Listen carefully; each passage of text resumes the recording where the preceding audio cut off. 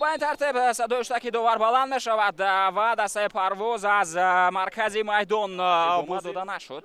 کبود پوش شد توانستن که اون رو به دوره خود بگیرن. یک اشتباه دیگر فرصت برای دسته حاصلات می باشد. ضربه به سمت دروازه و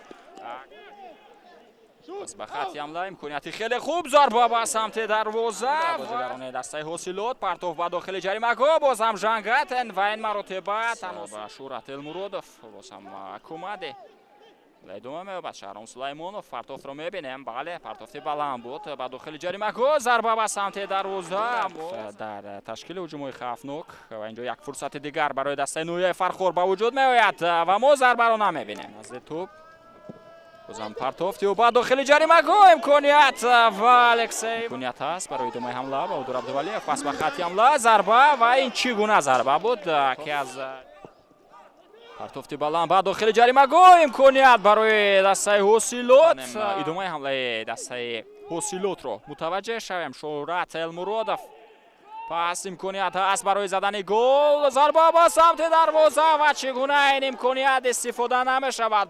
پرواز طاهر جان مومنوف ضربه از بیرون پرتوفتی بلند با داخل جریمه یک ارسال دیگر. ضربه با سمت دروازه و گل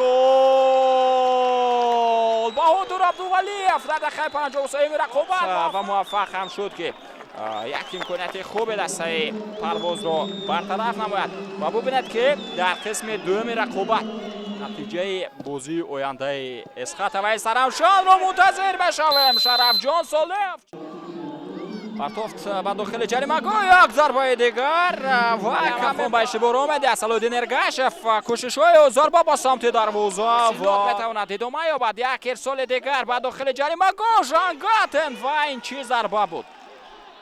دیگر باره بازی ادامه می‌یابد و نهایتاً ما صدای اشتک اسلالدین تقویف را شنیدیم. دسته پرواز در این موسم لیگ عالی اولین غلبه خود را به خیر گرفت و